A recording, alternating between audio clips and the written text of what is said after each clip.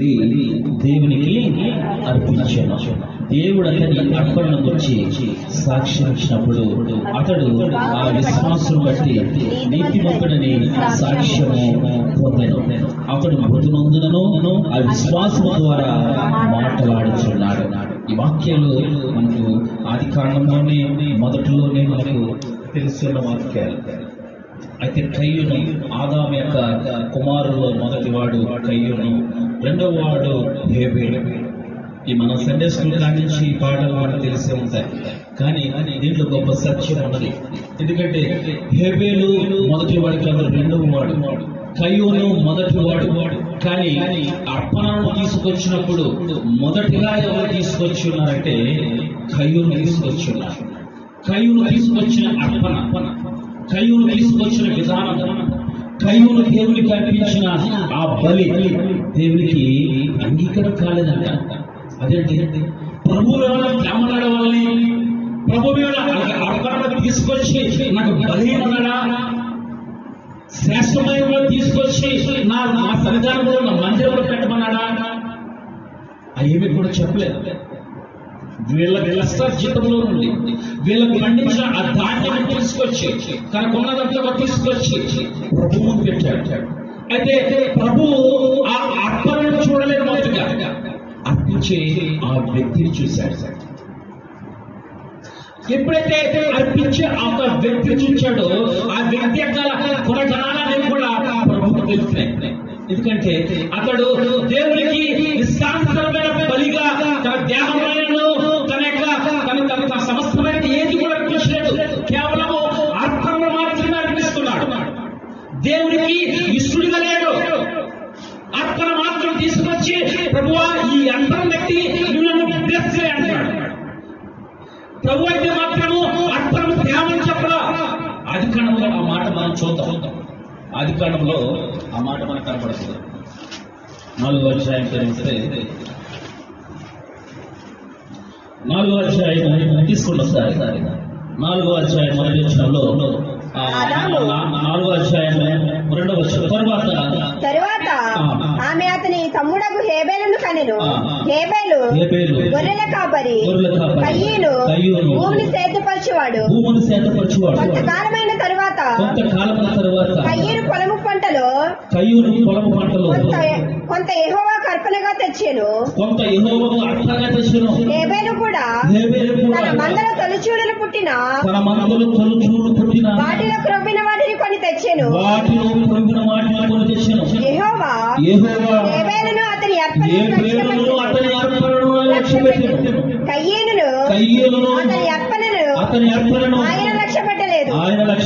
చూడండి, ఇక్కడ మొదటగా తీసుకొచ్చిన వాడెవరు? కయ్యూను లక్ష్య పెట్టలేదు. మనం తెచ్చిన అర్పణను కూడా లక్ష్య పెట్టలేదు. ఎందుకు లక్ష్య పెట్టలేకపోయాడంటే అర్పించే అర్పణ సరిగా లేదు. అర్పించే అర్పణ అర్పించే వ్యక్తి కూడా పర్సన్ కూడా సరిగా లేడు. అతను లోక సాధారణముగా, లోక ఆచార ప్రకారముగా, లోకంలో జీవిస్తూ లోకం ప్రకారం నడుస్తూ అర్పణను తీసుకొచ్చి ప్రభువాను బ్లెస్ అయ్యి, ప్రభువాను దీవించు, ప్రభువాను వైపు చూడు అంటే ప్రభు చూసేదేవుడు కాడు. ఎందుకంటే ప్రభువు అర్పణ కంటే అర్పించే నీ మనసులో ఉన్న నీ హృదయాన్ని చూచేది. అర్పణ కాదు ముఖ్యము, అర్పించే మనసును చూడండి. ఆ మనస్సే దేవునికి ముఖ్యము. అందుకే ధనవంతులంతా కూడా కానుక పెట్టిక దగ్గర దేవాలయంలో కానుకలు వాళ్ళకి కలిగినంతా కూడా తీసుకొచ్చి అర్పణ వేసేస్తున్నారు. వాళ్ళకు సమృద్ధి వెండి బంగారంలో కాసులకి కూడా ఆ కానుక పెట్టి అర్పణ చేస్తుంటే ఒక బీద ఎదురాళ్ళు తనకు కలిగి ఉన్నది ఏంటంటే 2 కాసులే, తనకు కలిగింది ఎంత కొంచెమే, అది తీసుకొచ్చి ప్రభువుకి అర్పించేసిందంటే. అయితే అక్కడ కానుక పెట్టి చూసి అనుకుంటున్నారు, అందరూ కూడా ధనవంతులు అనుకుంటున్నారు, ఇదిగో నాకు కలిగిన పంటలో తీసుకొచ్చి అర్పిస్తున్నాను కదా, ప్రభువు నా వైపు చూసి నా పొలంలో నా కుటుంబాన్ని ఇంకా కూడా బ్లెస్ చేస్తాడేమో అని వాళ్ళు తెగ చూస్తున్నారు కానుకలు పెట్టి కూర్చున్నప్పుడు. కానీ వాళ్ళెవ్వరిని దేవుడు లక్ష్య పెట్టలేదు. ఎందుకంటే వారు మనసు దేవునికి అంగీకరంగా లేదండి, వారి ఆలోచన దేవునికి అంగీకరంగా లేదు, వారి బ్రతుకులు దేవునికి అనుకూలంగా లేదు. అర్పణ తీసుకొస్తున్నారు, అర్పించే వ్యక్తి సరిగా లేదు, ఒక క్రమమైన పద్ధతిలో లేదు. మరి ఎలా వాళ్ళు ఆశీర్వదిస్తాడు, ఎలా దేవుడు చూసి అతని మీద పడతాడు? అందుకే ఆ విధవరాలు ఏమి సంపాదించలేని ఆ విధవరాలు, పేద విధవరాలు తన 2 కాసులు తీసుకొచ్చిన ఆ 2 కాసుల మీద దేవుడు దృష్టి. అప్పుడు అంటాడు ఆయన, అర్పించిన వాళ్ళకంటే ఇదిగో మీకు కలిగినంతా కూడా తీసుకొచ్చి ఇదిగో మీకున్న సమృద్ధిలో తీసుకుని వచ్చి చేశారు కదా. ఈమె తన లేమిలో తనకు కలిగిన జీవమంతయు కూడా వేసినది వారితో చెప్పారు. యెహోవా నా కాపరి, నాకు లేమి కలిగిన తన లేమిలో తీసుకొచ్చి తనకు అన్నదంతా కూడా ఇచ్చేసింది. రేపటి సంగతి ఏంటని ఆలోచించలేదు, తన బ్రతుకు కూడా అర్పించేసింది, తన జీవనాంతా కూడా అర్పించేసింది. రేపు నా జీవితం ఏంటి, నా బ్రతుకు ఏంటి అనేది కూడా చూడట్లేదు. అది కావాలి దేవుడికి, అది ప్రారంభంలోనే ఉన్నది. కయ్యూరు ఏమి వారి జీవితంలోనే మొదటిగా రాయబడి ఉంది. ఏ పేరు అర్థం అర్పించడానికి కారణము ముఖ్య ఉద్దేశం ఏమిటంటే అతని జీవితము దేవుడికి బహు అంగీకరంగా ఉంది. అందుకే అతను శ్రేష్టమైంది దేవుడికి ఇస్తున్నాడు. శ్రేష్టమైన సమయంలో దేవుడికి ఇస్తున్నాడు, శ్రేష్టమైన సమయంలో దేవుడితో గడుపుతున్నాడు, శ్రేష్టమైన సమయంలో దేవుడిని మహిమపరుస్తున్నాడు. అందుకంటున్నాడు, నాకు అర్పణలు వద్దు కానీ అర్పించే వ్యక్తి నాకు ముఖ్యము. అయితే తన జీవితంలో ఏమైంది, అర్పణ అద్దెలు అర్పించాడు.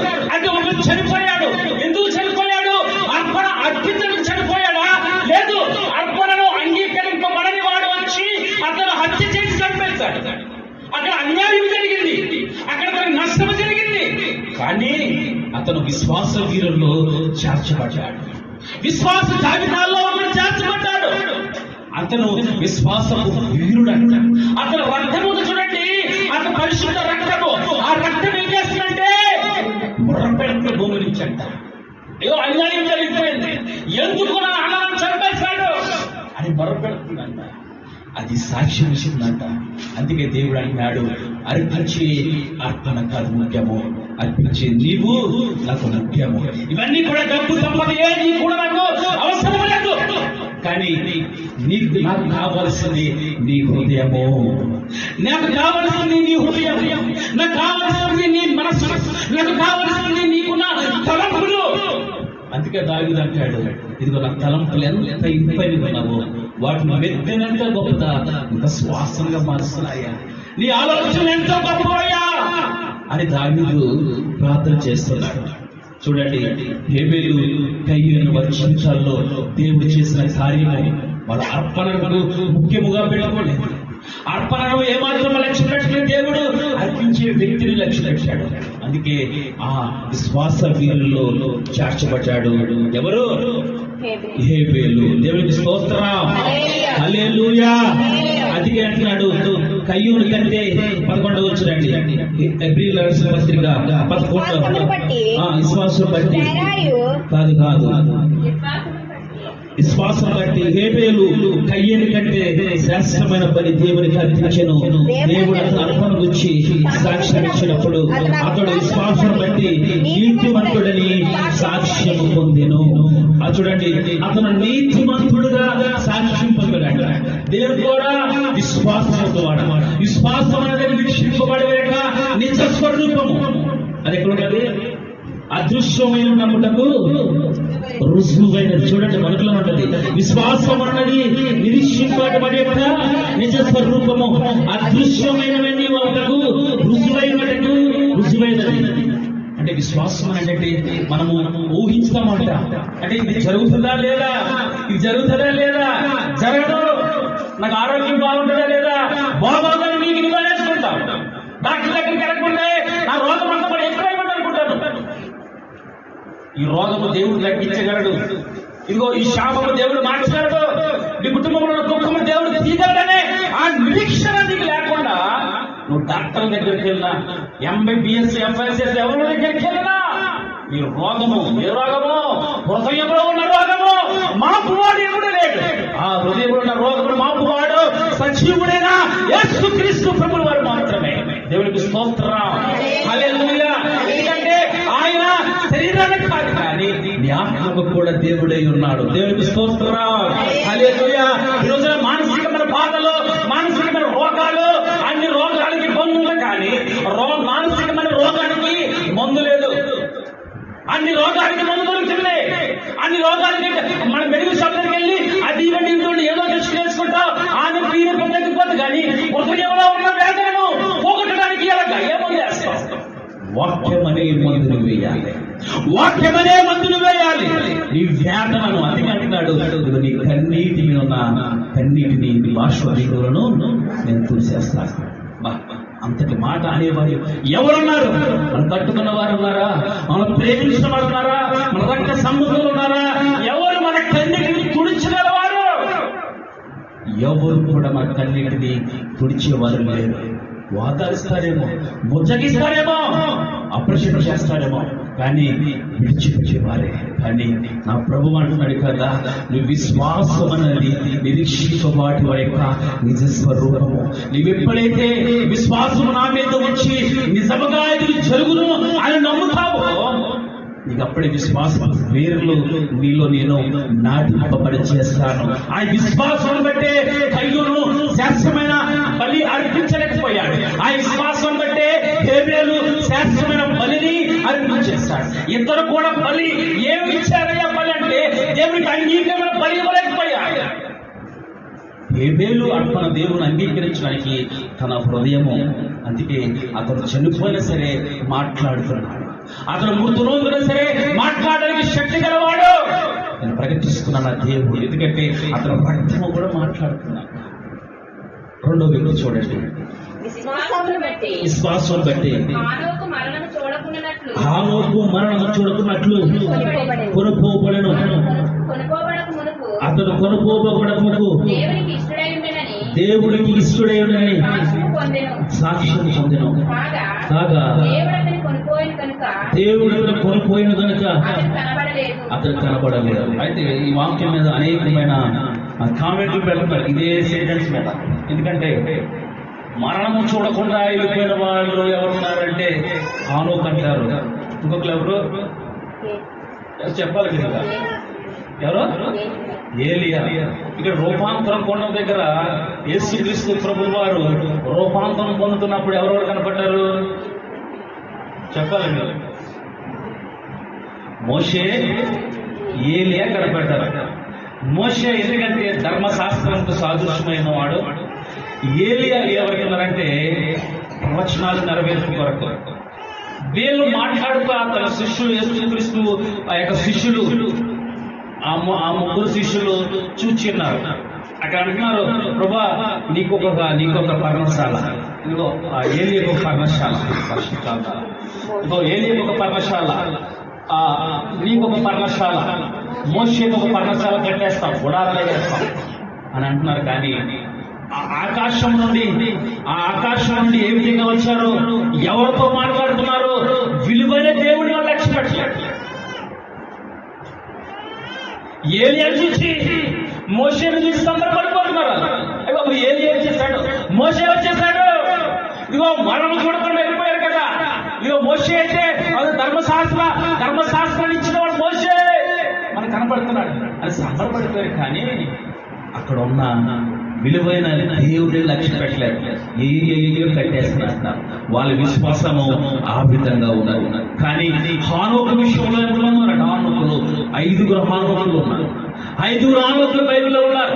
అయితే ఈ హానోకు ఏం చేశారంటే, కుటుంబం ఉంది, పిల్లలు ఉన్నారు, భార్య ఉంది, తన రక్త సంబంధులు ఉన్నారు, అతను సంసార జీవితమును నడిపిస్తూనే ఉన్నాడు. కానీ దేవుడితో నడుస్తూ ఉన్నాడు. అన్ని చేస్తున్నాడు, అన్ని బాధ్యతలు, బ్రహ్మచర్యాన్ని పాటిస్తలేదు, ప్రత్యేకంగా ఉండలేదు, కుటుంబాన్ని పోషిస్తున్నాడు, కుటుంబాన్ని ఏలుతున్నాడు, అన్ని సమపాలు కలిగిస్తున్నాడు, అందరితో సఖ్యంగా ఉంటున్నాడు అని దేవునితో మాత్రం నడుస్తూనే ఉన్నాడు. ఆ మాట చూడండి. మానవుకు మెతుషాలను కనిన తరువాత 300 ఏండ్లు ఆ దేవునితో నడుచుచు 300 ఏళ్ళు దేవునితో నడుచుచు కుమారులను కుమార్తెలను కనెను. ఆనోకు దినములన్నీయు 365 ఏళ్ళు. చూడండి, అన్ని సంవత్సరములు దేవునితో నడుస్తూ వస్తున్నాడు. మన విశ్వాస జీవితంలో విశ్వాస వీరులేదో మరి మనలో కూడా విశ్వాసం ఉన్నది. యేసు ప్రభువు యొక్క మనకు విశ్వాసం ఉంది. మరి దేవుడితో ఏ విధంగా మనం నడుస్తున్నాము, ఎన్ని సంవత్సరాలు నడుస్తున్నాము, ఎన్ని గంటలు నడుస్తున్నాము, ఎన్ని రోజులు నడుస్తున్నాము, ఎన్ని సెకండ్లు ప్రభుత్వం నడుస్తున్నామంటే దేవుడిని అనుసరిస్తున్నాము.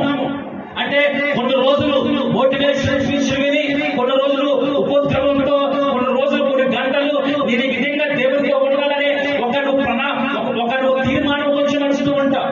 కొన్ని గంటలు ఉంటావు, కొన్ని రోజులు ఉంటావు, కొన్ని నెలలు కూడా ఉండకముందే ఆ తీర్మానాన్ని తీసుకొచ్చి, ఆ ఒత్తిడి తీసుకొచ్చి గంటు మీద పెట్టి మళ్ళీ మురికి జీవితమే, మళ్ళీ పాత జీవితమే, మళ్ళీ రోత జీవితమే, అదిగో ఆ పుట్ట జీవితమే. అలాంటి బ్రతుకులు బ్రతికే వాళ్ళేరా? అలాంటి బ్రతుకులు బ్రతుకుతున్న వారు లేరా? ప్రభు వారిని సెలవిస్తుంది. ఆనోకు నీతిమంతుడే ఉన్నాడు, యథార్థవంతుడే ఉన్నాడు, కుటుంబంతో మంచి సంబంధం కలిగి ఉన్నాడు, అన్ని సమపాలుగా ఎదుర్కొన్నాడు. కానీ దేవుని సన్నిధిని పోగొట్టుకోలేదు, దేవుని సన్నిధిని విడిచిపెట్టుకోలేదు. దేవుని సన్నిధిలో ఉన్న ఆ సమాధానాన్ని, ఆ ఆనందాన్ని, ఆ సంతోషాన్ని ఏనాడు కూడా విడిచిపెట్టుకోలేదు. ఎందుకంటే ఆయన సన్నిధిలో ఒక గంట కలిగితే ఎన్ని గంటలతో, ఎన్ని సంవత్సరాలతో, 1000 దినములతో, అంటే 1000 దినముల్లో లేని సంతోషము ఒక గంటలో వచ్చేస్తారట. దేవుని సన్నిధిలో ఉన్న సంతోషం. దేవునికి స్తోత్రం, హల్లెలూయా. ఆనోకు కనబడకుండా కూడా కారణం ఏంటంటే దేవుడికి ఇష్టమైపోయాడు, దేవుడితో కలిసిపోయాడు, దేవుడు ఆనోకుతో కలిసిపోయాడు, వాళ్ళిద్దరు ఏకమైపోయారు, ఒకరినొకరు గురించి ఉండలేకపోతున్నారు. అందుకే ఆనోకు దేవుడికి ఎంత ఇష్టడైపోయాడంటే ఒకరి మనసులో ఒకరు తెరవేసుకుని ఆ బంధాన్ని చెప్పుకోలేక ప్రభువే అతను కొనుక్కుపోయిపోయాడు. హల్లెలూయా, హల్లెలూయా. అంతటి పనులు ఎవరైనా ఉన్నారు ఈ లోకంలో? ఈ సంసార భారాన్ని మోస్తున్నారు కదా, నాకు సమయం లేదే, నాకు గంటలు లేవే, కొన్ని ప్రార్థన చేయడానికి కూడా, ప్రార్థన జీవితాన్ని గడపడానికి కూడా సమయం లేదనుకునేవాడు చాలా మంది ఉన్నారు. సమయం వృధా పంచుకుంటున్నారు. పిల్లలకి క్యారేజ్ పెట్టాలి, పిల్లలకి పంపించుకోవాలి, పిల్లల్ని రెడీ చేసుకోవాలి, పిల్లలే జీవితం అనుకుంటున్నారు. నిన్ను సృష్టించిన సృష్టికర్తకు ఇచ్చే సమయం ఏది? ఆనాడు తన దేవుడితో నడుస్తూ ఉన్నాడు, వాళ్ళకి ఇవ్వాల్సిన సమయం ఆలకిస్తున్నాడు, దేవుడికి ఇవ్వాల్సిన సమయం దేవుడికి ఇస్తున్నాడు, అన్ని కూడా సమపాలుగా గడుపుతున్నాడు. అందుకే తన బిడ్డలు ఆశ్రయించబడ్డారు, తన పితరులు ఆశ్రయించబడ్డారు, తనకున్న కుటుంబం ఆశ్రయించబడ్డది, తన తరము ఆశ్రయించబడ్డారు. ఆశీర్వాదం ఎక్కడ ఉందంటే దేవుడిలో ఉన్నవాడికి మాత్రమే ఉన్నది, దేవుడిని నిలిచిన వాడికి మాత్రమే ఉన్నది, దేవుడిలో నడుస్తున్న వాడికి మాత్రమే ఉన్నది ఆశీర్వాదం. దేవుడిని విడిచిపెట్టి తిరిగి వాడికి లేదు ఆశీర్వాదం. దేవుడి మాటలను వినకుండా నొచ్చుకునే వాడికి లేదు ఆశీర్వాదము. అందుకే యాకోబు ఏం చేశాడు తెలుసా? తన మామ దగ్గరికి వెళ్ళి అక్కడ ధనవంతుడైపోయాడు, తన అన్నను మోసం చేసి అక్కడ మాట పడగొట్టుకున్నాడు. ఒంటరైపోయి వాళ్ళని ఆశీర్వదిస్తావా, ప్రభువారిని దీవిస్తావా, ప్రభువారిని దీవిస్తే ఆశీర్వదిస్తే నేను బ్రతుకుతాను అని దేవుడితో పెరుగులాడుతున్నాడు. ఎవరు? యాకోబు. నువ్వు ఆశీర్వాదము ఇంతకాలం అనుకున్నాడు యాకోబు ఆశీర్వాదము. పొలం ఉంటే, ధనం ఉంటే, బంగారం ఉంటే, జనం ఉంటే, ఇవన్నీ ఉంటే, భార్యలు ఉంటే, దాసీలు ఉంటే, గురువులు ఉంటే, గాసులు ఉంటే, యాకోబు ఉంటే ఇదేమో ఆశీర్వాదం అనుకుని అటువైపు వెళ్ళిపోయాడు యాకోబు. అవన్నీ కూడా ఆశీర్వాదము కాదని తెలిసిన తర్వాత ప్రభువాని ఇచ్చే ఆశీర్వాదం కావాలి, అది పరలోకమైనది, అది పరలోక ఆశీర్వాదం కావాలని పరలోక తండ్రిని కలుసుకోవడానికి ఒంటరైపోయాడు యాకోబు. ఎప్పుడైతే ఒంటరైపోయాడో యాకోబు, దేవుడు అతను దర్శించాడు. దేవుడికి స్తోత్రం, హల్లెలూయా. నీవు కూడా వ్యక్తిగత జీవితంలో నువ్వు ఒంటరిగా ఉన్నప్పుడు, ప్రభువు ఏకాంతంగా ఉన్నప్పుడు ఆయనకు ఏకాంతంగా ప్రార్థన చేయాలి. నీ సమస్య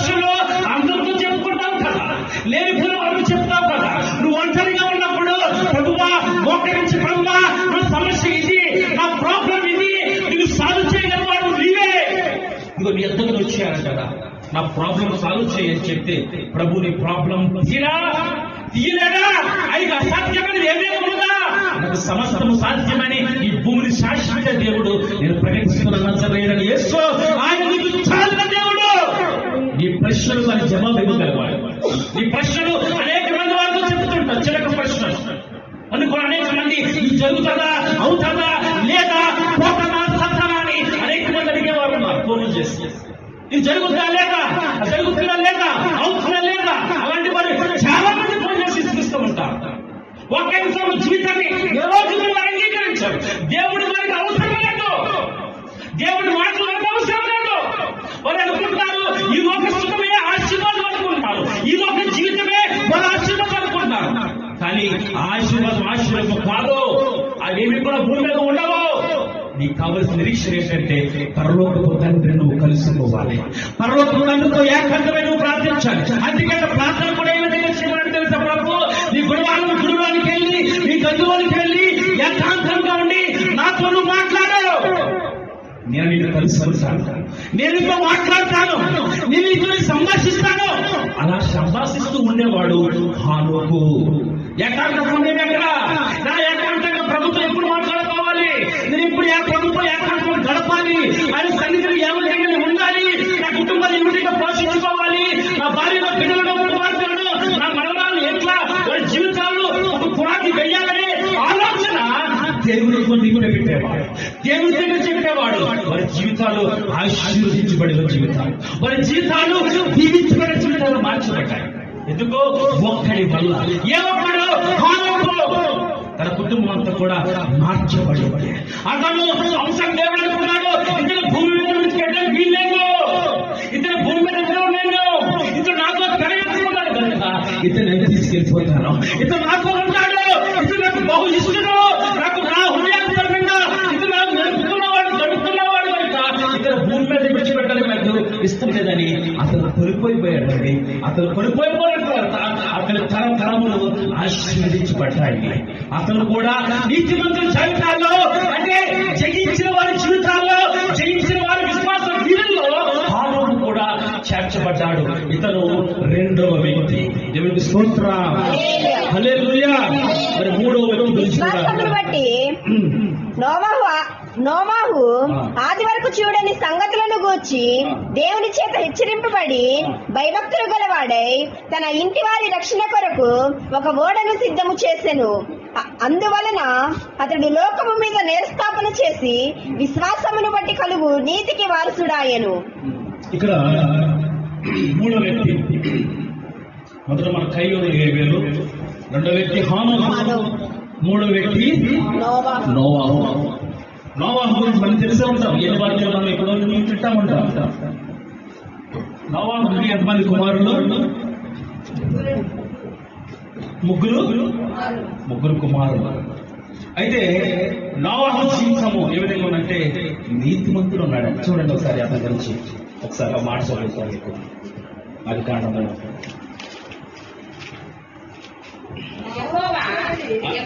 ఎప్పుడైనా చెప్పి తీసుకుంటారమ్మా. ఆది కాండము వచ్చిన కూడా చెప్పండి.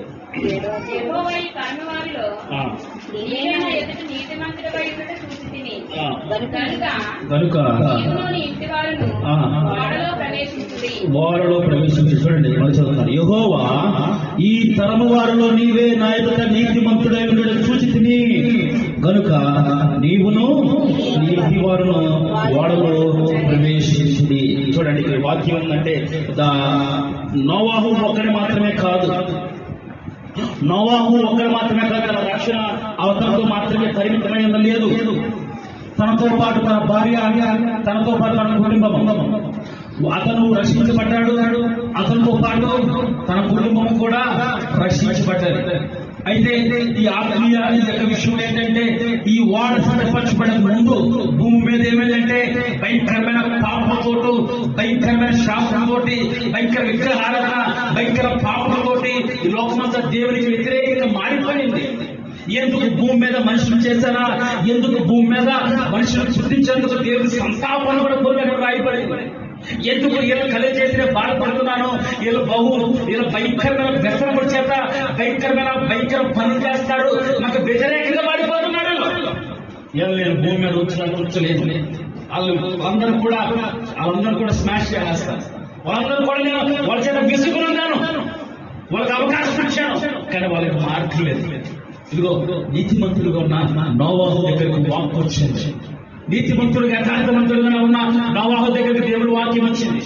ఆ వాక్యం వచ్చి మాట్లాడుతుంది, ఇదిగో నువ్వు మాత్రమే, ఇదిగో ఈ యొక్క దేశంలో నువ్వు మాత్రమే నీతిమంతుడుగా నీతిపరుడే ఉన్నావు, కనుక నీతో పాటు నీ కుటుంబాన్ని కూడా నువ్వు చక్కగా ఏలుచున్నావు, వారు కూడా నీ మాట ప్రకారం నడుస్తున్నారు కనుక నీ కుటుంబమే ఆ ఓడలోకి ప్రవేశించడానికి అర్హత కలిగింది. నీ కుటుంబం మాత్రమే ఆ రక్షణ అనే ఓడలోనికి అవకాశం కల్పించాడు. ఆ రక్షణను వీళ్ళందరూ కూడా నిర్లక్ష్యం చేశారు కనుక వారికి మరణమే తథ్యం. కానీ ఇదిగో నువ్వు రక్షింపబడ్డావు కనుక ఇదిగో ఆ రక్షణ ఓడలోనికి నీకు అవకాశం ఇస్తున్నాను, ఆ ఓడను చేసుకునే అధికారం కూడా నీకు ఇస్తున్నాను. ఆ వాడను నువ్వే తయారు చేయాలి, దానికి కావలసిన జ్ఞానం నేనే ఇస్తానని దేవుడు నోవాహుకు జ్ఞానించి తెలివించి ఆ ఓడను నిర్మాణం చేసి ఉన్నాడు. నిర్మాణం చేస్తున్నాక ఆ నిర్మాణం చేస్తూనే ఉన్నాడు, సువార్త సాగుతూనే ఉన్నాడు, ఆ నిర్మాణం చేస్తూనే ఉన్నాడు, అందరికి చెప్తూనే ఉన్నాడు.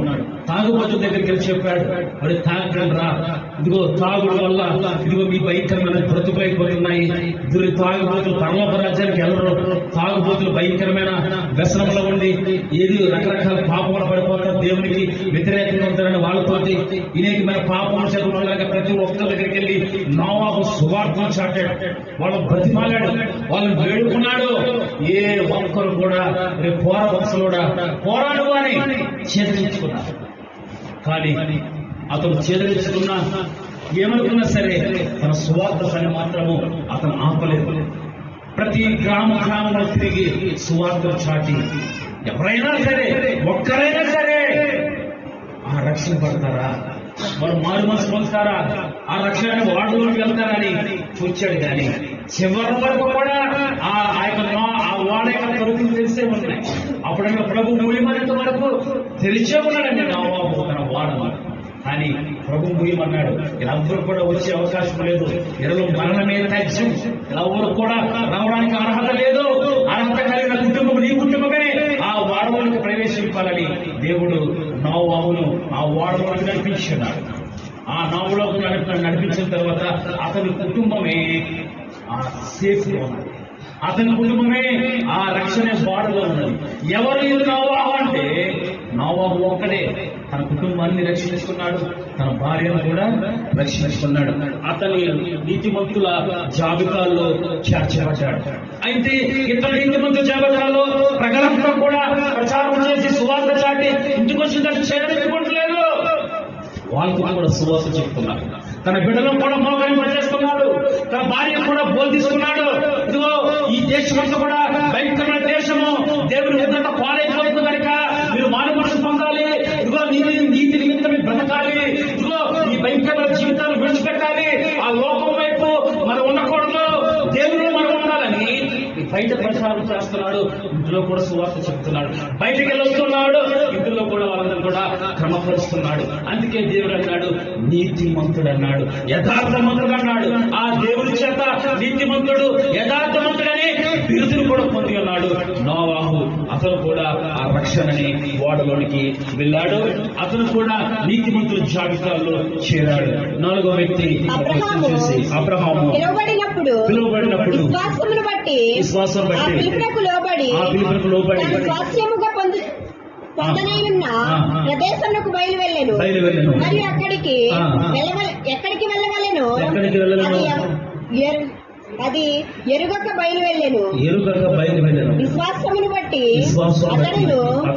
అతనితో వాగ్దానమునకు సమాన వారసులైన యాకోబు అనువారును గుడారములలో నివసించుచు అన్యుల దేశములో ఉన్నట్లుగా వాగ్దత్త దేశములో వాగ్దాత దేశంలో పరవశులైరి. చూడండి, ఇక్కడ అబ్రహాం 4వ వ్యక్తిగా అబ్రహాము జీవితం గురించి మనకు తెలుస్తూ ఉన్నది. అయితే అబ్రహాముకు దేవుడు మాట్లాడుతున్నాడు. అబ్రహాం యొక్క పూర్వీకులు ఎలాంటే బొమ్మల విగ్రహములు చేసుకుని ఆ విగ్రహములను అమ్ముకునేవారు. దాదాపు తన కుటుంబం, తన పిల్లలు ఎలాంటే విగ్రహారాధికులు, విగ్రహములకు వచ్చేవారు, విగ్రహముల బొమ్మలు చేసి వాటిని అర్పించి జీవనోపాయం పొందేవారు. దేవుడు అంటున్నాడు ఆ విగ్రహములు ఆ కుటుంబంలో నుండి వేరైపోవాలి. ఎక్కడికి వెళ్ళాలి తెలియదు, ఏం చేయాలో తెలియదు. అది నాకు వ్యతిరేకమైన జనాంగం కనుక, అది నాకు ఇష్టం లేదు కనుక నువ్వు వాడి నుండి వేరైపోవాలి. మరి ఎక్కడికి వెళ్ళాలి ప్రభువా తెలియదు, మార్గం తెలియదు. కానీ దేవుని మాట మాత్రమే పట్టుకుని అతను కుటుంబంలోంచి బయటకు వచ్చేస్తాడు. కుటుంబం నుంచి బయటికి రాగానే దేవుడి తన శక్తిని తనకు అనుగ్రహించి అబ్రహాముకు తోడే ఉన్న దేవుడు తను ఏ విధంగా చేయాలో భూమి మీద విశ్వాసం బట్టి ఆ కుటుంబంలో నుంచి బయటకు వచ్చి విశ్వాసం తండ్రిగా మార్చబడ్డాడు. మరి తనకు ఇబ్బందులు జరగలేదా? అబ్రహాము జీవితంలో అనేకమైన ఇబ్బందులు కలగలేదా? అనేక శోధనలు గురి కాలేదా? అనేక అపజయాలు కలగలేదా? తన రాజ్యం తనకున్న దాస్యులను, తనకున్న గాడిదలను, గొర్రెలను అనేక సార్లు యుద్ధం చేత అనేకమైన నష్టపడుకోలేదా? కానీ అవన్నిటిని కూడా పట్టించుకోలేదు. కానీ దేవుని మాట మాత్రమే పట్టుకున్నాడు. మన జీవితంలో కూడా ఈ దేవుడు మనకు పిలిచి ఉన్నాడు. దేవుడికి దగ్గర వస్తున్నప్పుడు శోభతో శోధింపబడతాము, కానీ సువర్ణంగా మార్చబడతాము. దేవుడి దగ్గరకు వచ్చినప్పుడు, వాక్యం వింటున్నప్పుడు, దేవుడికి సమీపంగా అనుకుంటున్నప్పుడు అనేక శోధనలు, వేదనలు, ఐక్యలు, రుగ్మత మనం పడుతూ ఉంటాము, కానీ సువర్ణముగా మార్చబడుతాం. అందుకే ఈశ్వర్ గారు పాట ఉన్నది, శోధింపబడిన మీదట నేను సువర్ణమై మారెదను, నేను వెళ్ళే మార్గము నా యేసుకే తెలియును, నేను వెళ్ళే మార్గము నా యేసుకే తెలియును. దేవునికి స్తోత్రం.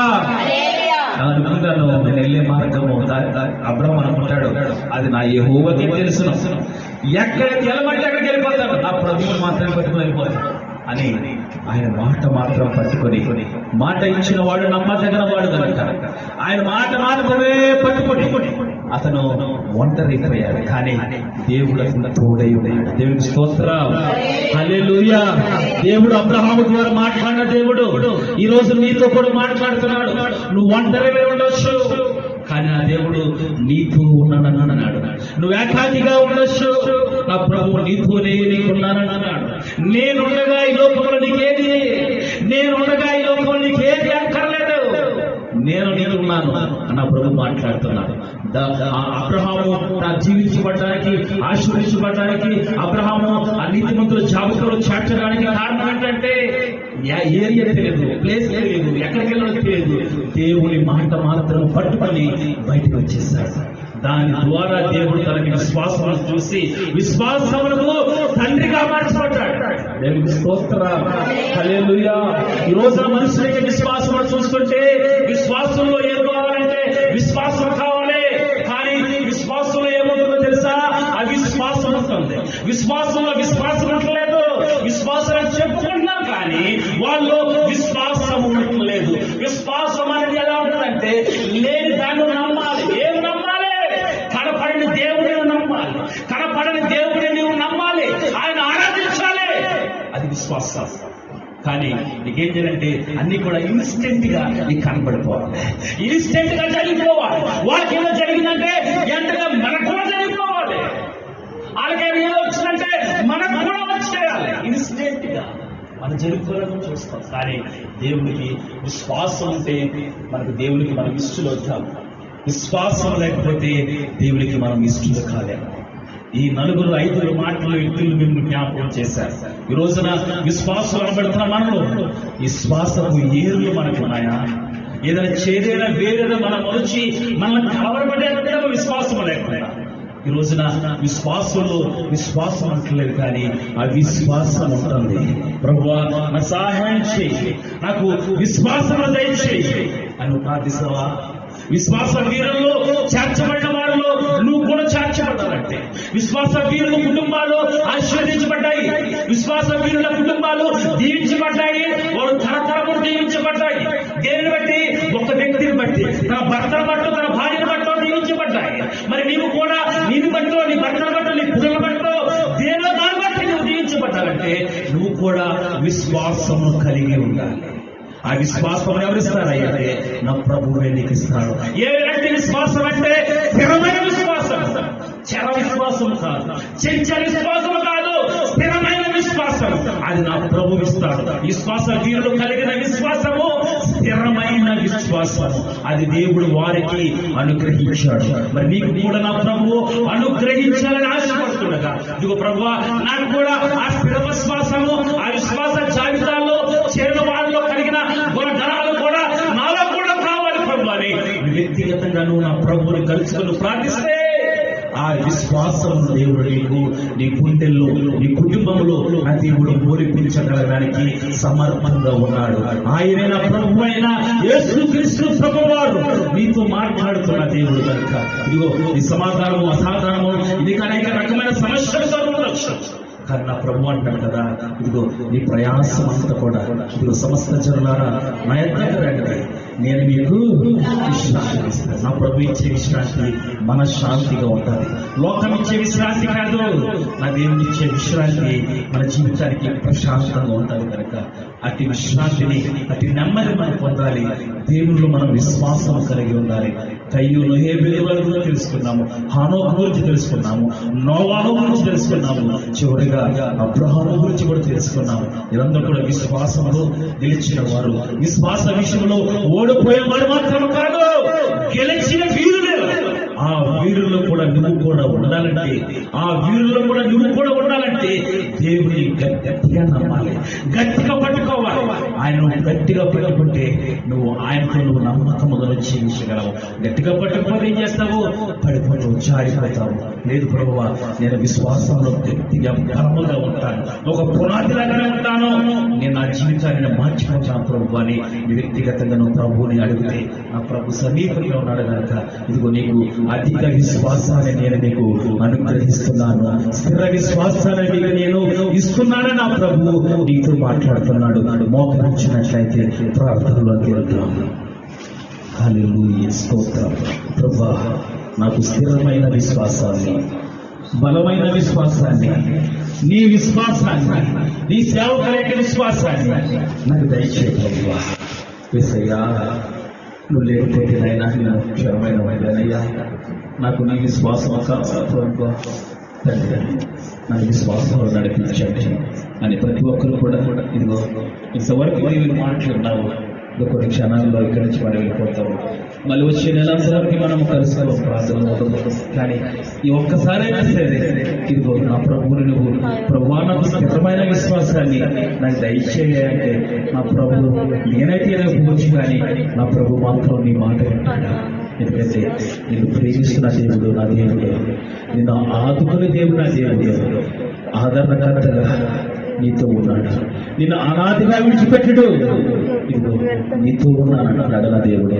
నువ్వంటే ఆయనకి ఎంత ఇష్టం అంటే ప్రభా అంటే ఏంటి నా బిడ్డ, ఏంటి నా కుమారుడా, ఏంటి నీ బాధ నాకు చెప్పిన కుమార్తె అని నా ప్రభు నా పరలోకం కలవాడు. ఈ సమస్య ఏదైనా కావచ్చు నా ప్రభు మాత్రం సమాధానము ఇవ్వగలవాడు కనుక అటు దేవుని మనం కలిగి ఉన్నాము, అటు దేవుని నామాన్ని మనం కలిగి ఉన్నాము, అటు నామాన్ని ఉచ్చరిస్తున్నాము, అటు పట్టుదల మనం కలిగి ఉండాలని దేవుడు ఈ మాట ద్వారా మిమ్మల్ని హెచ్చరిస్తున్నాడు. నేను ప్రార్థనలకు నడిపిస్తున్నాను. సహోదరి సుజాత శిశువుల ప్రార్థన నడిపిస్తారు, ప్రార్థన నడిపిస్తారు. స్తోత్రం స్తోత్రం. అందరూ ప్రార్థనలోనే ఏకీభవించండి. ప్రార్థనలో ఏకీభవించాడు. ప్రభువా ఎంతవరకు నాతో మాట్లాడావు, ఈ ముగింపులో కూడా నాతో మాట్లాడండి, నాకు స్థిరమైన విశ్వాసం కలిగించాడని వ్యక్తిగతంగా ప్రతి ఒక్కరు కూడా ప్రార్థనలో ఉన్నారు. మహిమగల దేవ మహోన్నతుడ జీవాధిపతి